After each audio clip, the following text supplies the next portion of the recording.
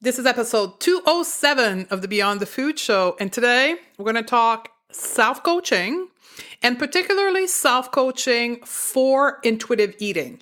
Stay tuned. Welcome to the Going to Beyond the Food Show. I'm Stephanie Dozier, clinical nutritionist and emotional eating expert, creator of the Going to Beyond the Food method, and founder of the Going to Beyond the Food Academy. Corporate executive turned health expert with my own journey with weight, body image, and food. It's now my mission to help smart, successful women like you live confidently right now and unconditionally. Ready, sister? Let's do this. Hello, sisters. Welcome back. Stephanie here, your host. And today's podcast is a direct consequence of you guys' feedback on episode 206, our latest podcast. In episode 206, if you haven't listened yet, I think it's going to become one of our most popular. It is me sharing my story, version 2.0, updated for 2019. And it has touched a lot of people's heart. The main feedback I've been getting is how inspirational this episode has been for you and how you believe that you can create this type of transformation in your life and how you can change your story around food, body, and weight. And that's what I shared in this episode. And one of the things I realized in writing episode 206 and talking to some of you via social media is that I have naturally, without knowing what it was, self-coached myself, probably since the age of 12 or 13 years old. But I've coached myself with the basic thought of, I'm not good enough. And that's what took me through my career of dieting and kept me into it, is I was executing the model of self-coaching that I'm going to teach you today, but with the wrong thoughts.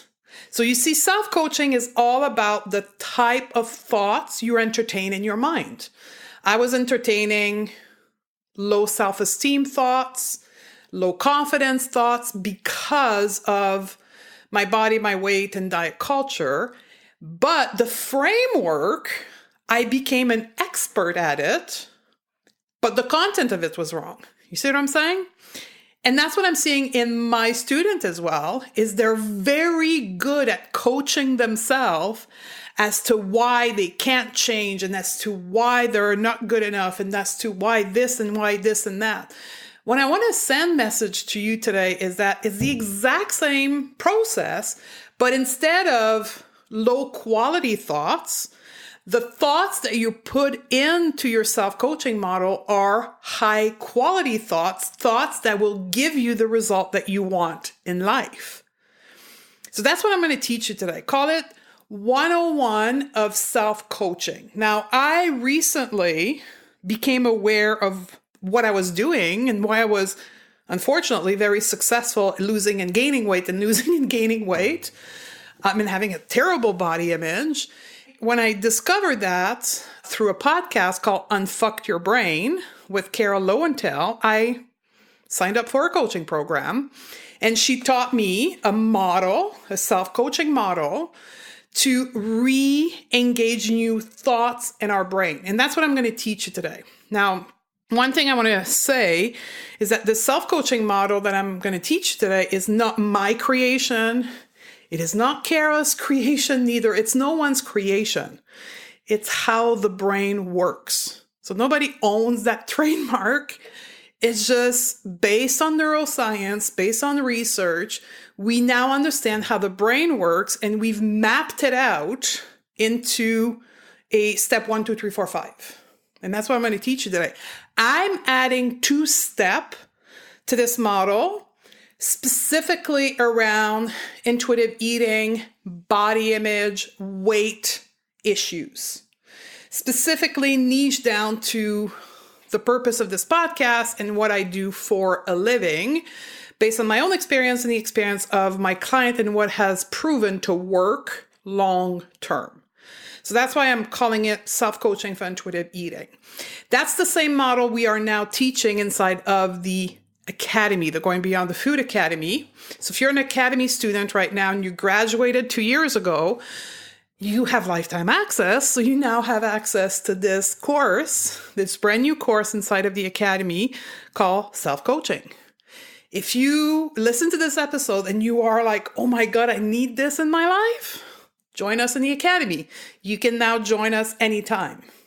We've now created a process in the academy where it's so efficient that you can come in at any time. We don't need like a specific date all the students come in. So if you're listening to this and you're like, well, that's what I need, come on over and we'll teach you this model in the academy. So let's get started with the basic. You know, I'm very strategic in my approach of teaching you. So let's start with the basic. What is self-coaching? So the word coaching identify a process used to move people from point A to point B towards a goal that they want to achieve. It's a process of development. It's a process of support towards your goal. Self-coaching is when we become our own coach. It's no longer a partnership between the coach and the coachee. You have both roles. The reason why we know we can coach ourselves is we have this innate wisdom in our body that tells us exactly what is best for us. And that's where self-coaching for intuitive eating is a bit different. And I'll get into that in just 30 seconds here. But we can self-coach ourselves through anything in life, not just intuitive eating. There is possibility in dating and partnership and relationship and career, everything, in health coaching even, right? So you can take the model I'm going to teach you today and apply it to every segment of your life. Now, because of who we are in this community, my recommendation to you is that you start with food. And this is where intuitive eating and self-coaching kind of cross path and work so well together, because intuitive eating is the process to connect you to this innate body wisdom. That same innate body wisdom that allows you to know what's best for you, to coach yourself in any area of your life, is that same wisdom that allows you to know what to eat, when to eat, how much to eat. It's that same wisdom that is behind intuitive eating framework. My mentor, the person I've learned professionally intuitive eating from, Evelyn Tribole, says it best. Intuitive eating is about making you the boss of you. And she says point, like, not just in food, with everything in life, because it's a step 1, 2, 3, 4, 5, 6, 7, 8, 9, 10 to reconnect you to that innate wisdom around food. Now, here's where the magic happens. When you reconnect to this innate wisdom through intuitive eating, you create new neural connection in your brain that says that you are able to know what's best for you when it comes to food. Call it the self-esteem synapses connection, right? It's literally how your brains function. Here's the thing. When you create this new connection, it's not only for one area of your life. That processes in your brain, that connection in your brain starts firing up in every aspect of your life. So when you develop this empowerment towards food, it starts spreading in every area of your life with time and practices. This is the exact same reason why you were an intuitive eater and then you became a dieter. Part of the process of moving from intuitive eating to a dieter, perhaps in your mid-teens, was to disempower you in front of food. That's what diet does and teaches people up to today, right? It says to people, you're not good enough with food. You have to follow the rules and counts and so forth, right? It recreated a new neural pathway, new connection in your brain that says you're not good enough with food. And what it did is it starts spreading through your life. right? So 20 years later, you're now 40 years old or 43 years old, and you're like, oh my God, I feel disempowered in my whole life. I have a terrible body image, right? I don't have confidence with my partner, with work. It's because this new old connection of dieting is firing in every part of your life. When you work through intuitive eating, you learn to rewire this connection, the reverse process happen. And that is a fact of science. It's called neuroplasticity, discovered about 25 years ago. Neuroplasticity says the brain is moldable. We can change the way people think and act because there's this capacity in the brain to change. So for all of you that are sitting out there that says, yeah, like my brain can't do that, like self-coaching's not for me, like I can't do that, BS. Neuroplasticity, this ability to mold and change the brain and the way you think, is applicable to you, to me, and to everybody listening. Now, it does take practice. It does take an approach. It does take a framework, just like intuitive eating has 10 principles, right? 1, 2, 3, 4, 5, 6. Learning to coach yourself will take a step 1, 2, 3, 4, 5, 6 approach. And it will take practices, and it perhaps will need a coach at the beginning to help you. And that's okay, right? But it's feasible and it's doable. As I said earlier, I didn't invent self-coaching, neither did my coach invent it, neither. It's something that is natural to human being. And self-coaching came to the world awareness about 20 years ago, and particularly one book. If you want to read more on this and the science behind it, it's from Dr. Joseph Luciani. He's a PhD, and he wrote the book, The Power of Self-Coaching. So you may want to go buy this book, and there's reference in there about the science behind coaching and self-coaching. Now, before we get into the steps, I want to differentiate for you coaching and training. Two different things. Training is focused on learning an intellectual knowledge. It's formal. It's about transfer of information between point A and point B. Coaching is focused on developing the skill set to apply the intellectual knowledge. It's very informal, type of discussion-based, experiential base. Now, my audience, you, the people who are typically chronic dieters, have a very specific way of thinking because of the years of being ingrained in the diet model. We describe them in the Going Beyond the Food as left brain thinkers. It's a term that's commonly used out there in the world of teaching and coaching. It's an expression to determine or identify one specific type of person in the way they think. A left brain thinker is somebody that's very logical, that's very analytical, that depends on numbers, that depends on stats, that likes to have step 1, 2, 3, 4, 5, 6 in front of them. And someone on the opposite end that is a right brain thinker is someone that's more based on emotion, imagination, holistic type of thinking, feelings. Some of you are seeing me coming here, right? Left brain thinker are the perfect fit for diets.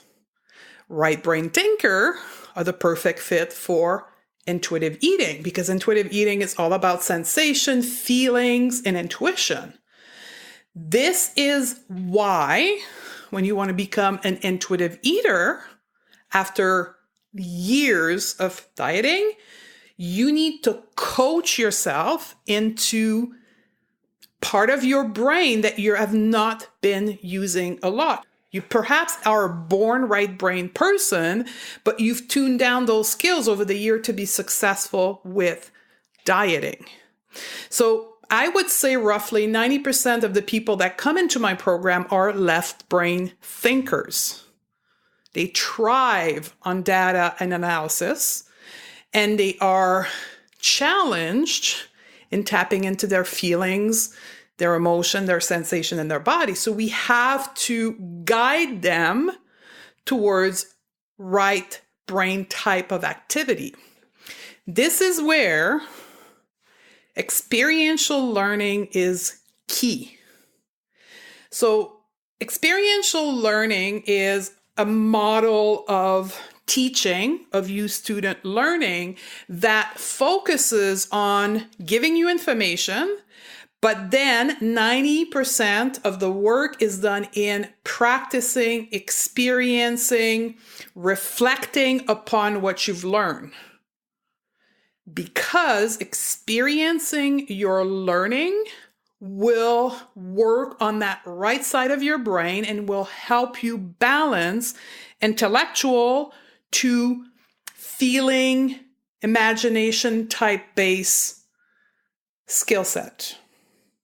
So I want to pause here. Let's all take a deep breath. Some of you are perhaps triggered by what I'm saying here. And if you are, it's because I've just identified your weak point. You are a left brain thinker, an intellectual person. You listen to perhaps 5, 10, 15 podcasts a week. You've read the intuitive eating book. You've read the health at every size book, and you're still struggling. Why? It's because you intellectualized intuitive eating and body neutrality or body positivity, whatever you're studying or trying to apply. You've not embodied it. You've not felt it. You've not experienced it. You thought that by learning the concept, you would be able to live the concept. That's not the case. This self-coaching will be essential, dramatical, critical to you. That's what's missing for you to get from where you are to actually being at peace with food and your body. So wherever, whoever you're going to learn self-coaching from, it has to be an experiential base type of learning that forces you into practicing, doing exercise, doing assignment, that focuses on feeling the experience, not intellectualizing the experience.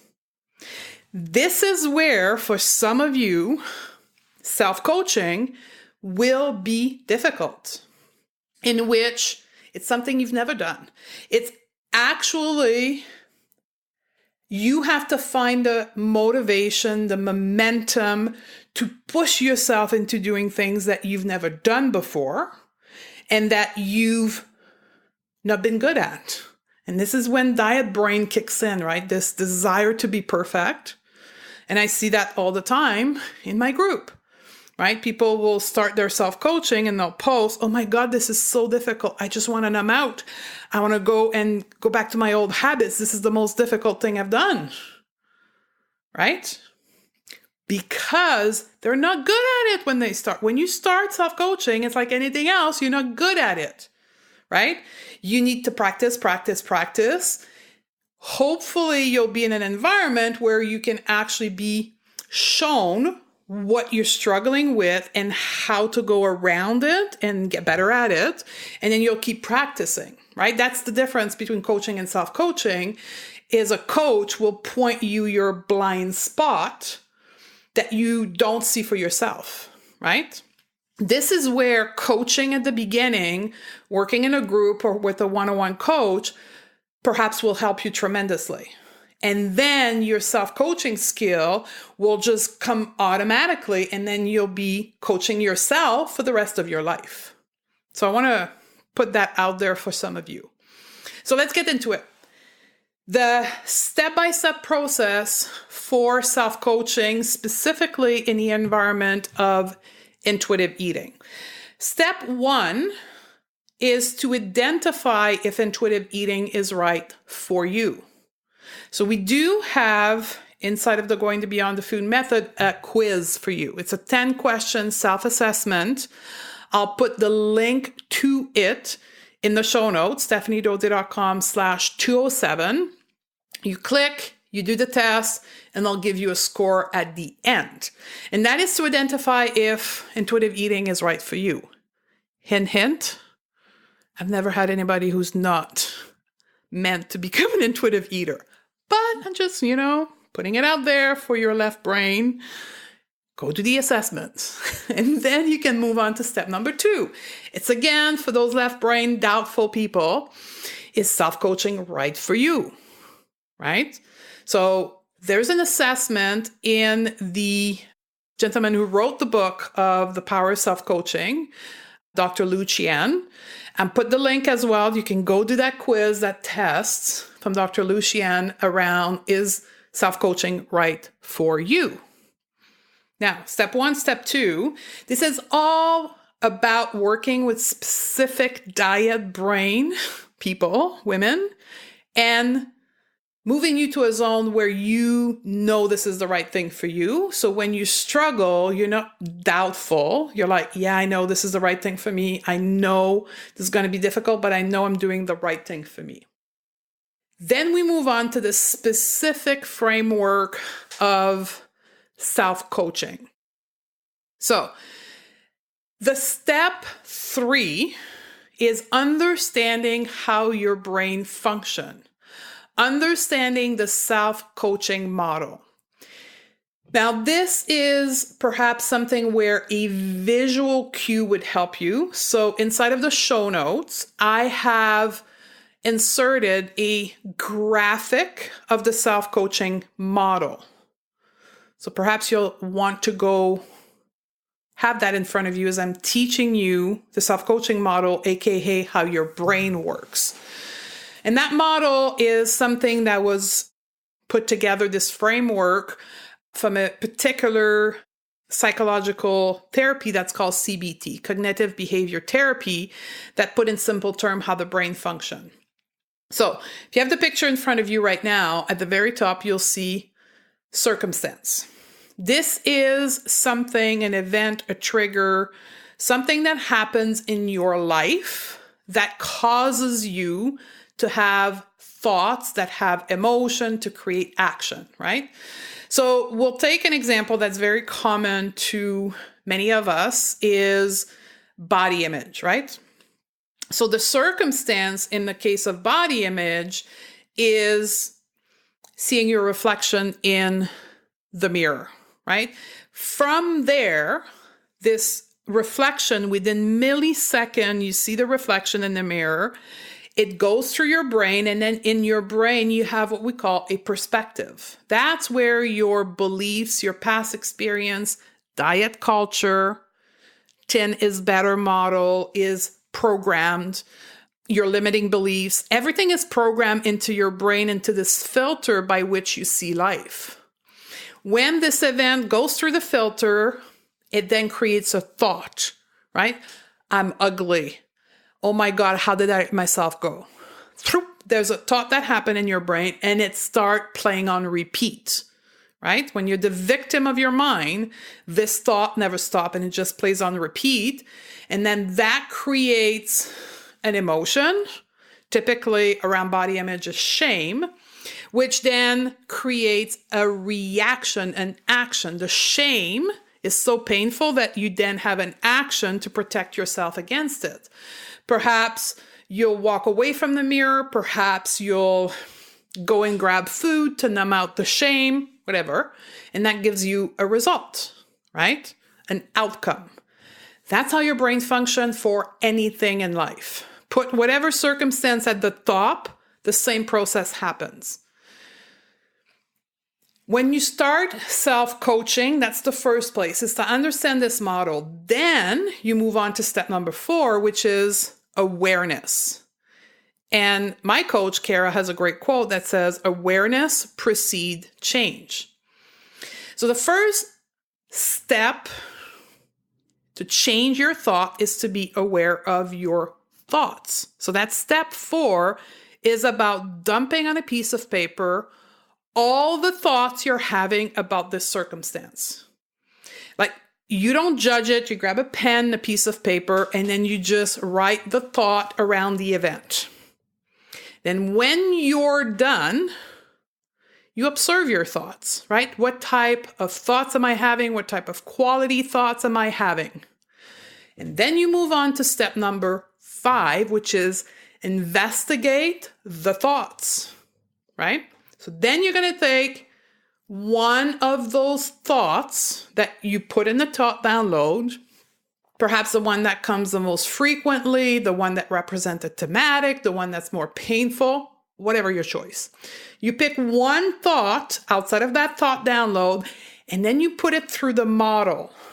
You put it through the circumstance, thoughts, emotion, action, and the result, so you can fully see the impact of your thoughts and how it drives reaction and results in your life. You can't skip that part. Okay, this is the number one reason why people are not successful with self-coaching is they skip that part. They jump from thought download to new thought. That centric part of fully being aware of what goes on in the result in your life is essential. So you, in step 5, investigate the thought by putting them through the model. Now, this works for anything in your life, and it works for any type of eating behavior. So if you want to do some self-coaching for emotional eating, it's the same process, right? You will investigate the thought that drives the emotion that pushes you to eat. The same thing would happen for self-coaching for binge eating, right? You would investigate what happened before binge eating, what type of thoughts were in your head that resulted in the action of binge eating. Same process, no matter which area of life. Step number 6. Change the thought that is not serving you. So that thought that you investigate, that you realize is creating reaction and result in your life that you don't want, you're going to create a new thought, an inspirational thought, an intentional thought that you're going to replace in your brain when that event happened. So for that circumstance that your brain created that thought that is not getting you the result, you're going to extract this and you're going to replace it with a thought that is going to derive the emotion that you want and the action that you want. You're going to redo a model based on that new thought. This is all on paper in front of you. You have your thought download. You have your old model that creates the result you don't want. And then you create a new model for the result that you want with the emotion and the thought that you want. Step 7, you coach yourself. This is where it's called self-coaching. So you now know how you need to think, right? The thought that you want. Then it's your job to go and repeat that thought many times in a day. So you can create that emotion. You can create the result that you want in your life. Even more specifically, when that circumstance arises, that the old thought goes on automatic, that you are coaching yourself to say, no. We're not thinking like that anymore. We're thinking like this. That's self-coaching. That's where it will require patience, practice. You'll need to keep yourself motivated to keep doing the work. Setback will happen. They're inevitable. And that's when you learn from your mistake. You learn from your failure. That was the concept of the last episode, right? So don't expect for you to be perfect. That's diet brain, right? You're going to have setback. You're going to have error. You're going to have mistake, and not expected. This is the power of self-coaching. right? That's where the difference is between having a coach behind you who repeats and keeps grabbing you when you fall and brings you back in line. When you don't have that coach and you're coaching yourself, you have to do that for yourself. But if you have the right mindset of not expecting perfection, you will have an easier time of picking yourself back up and keep continuing.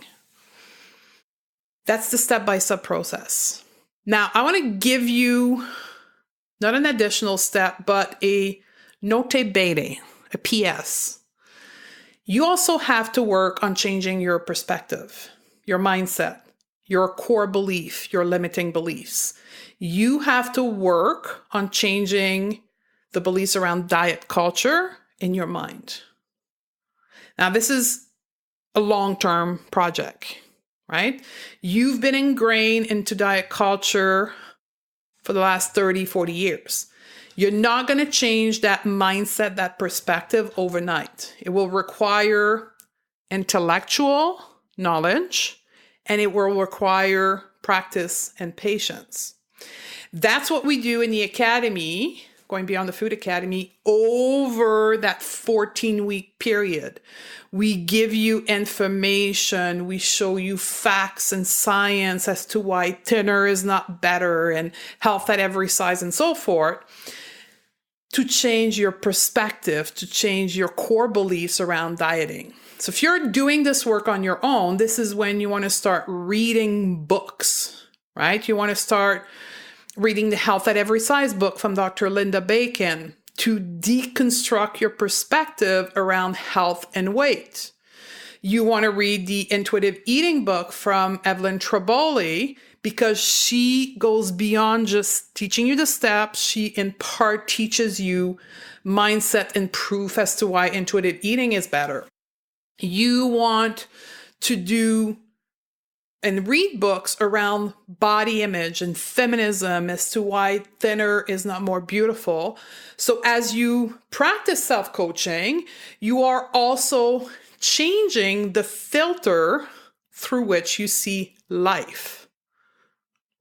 Now, for those wondering in the context of the programs that I offer, what is the difference between the Intuitive Eating Project and the Going to Beyond the Food Academy? That's the centric part. The Intuitive Eating Project is like reading the Intuitive Eating book. It teaches you intuitive eating step 1 through 10, the 10 principle, and it goes into a little bit around the diet culture, but it's not the goal. The goal of the Intuitive Eating Project is intuitive eating, whereby the Going to Beyond the Food Academy is to change your perspective along with teaching you how to coach yourself. That's why it's bigger, longer, and has a bigger price tag as well around it. So that's the difference between the two. So everyone can be successful at self-coaching. You're probably very successful at self-coaching right now, but you're coaching yourself through the disempowering thoughts of not good enough, not perfect enough. I need to be perfect. You're practicing self-coaching just with the wrong thoughts. What would happen if you identify the right thoughts and you coach yourself with the right thoughts? What would happen? You would transform, you would change, you'd be happy, and you probably wouldn't listen to this podcast anymore in a year from now because you would move on to another part of your life that you want to know more about, because diet is not an issue anymore, food is not an issue, and body is not an issue anymore. So that's the power of self-coaching. There's not going to be an extra exercise at the end of this podcast because your job right now is to go to the show note, print out the model, and execute the step 1 to 7 that I've given you today, and then practicing and start self-coaching yourself. That's your exercise for today. I hope you enjoyed this podcast. I know it was a bit intense. It was very tactical, but I think it's the key to most of you's success. So if you enjoyed this episode, please leave us a review. The review are coming in very frequently now that I'm asking for it, and it's helping rank the podcast higher. Almost every day I'm hearing from new podcast listeners, which is very encouraging that we're sharing this message with more women. So if you're an iPhone user, go right into your podcast app, leave us a review right from there. And the same thing with Stitcher. It's going to take you literally 5 minutes. You can do it right in the app. And perhaps take a screenshot and send it to me via Instagram or Facebook so I'll know that you've done it and we can start having a conversation. I love you, sister, and I look forward to hang out with you on the next podcast.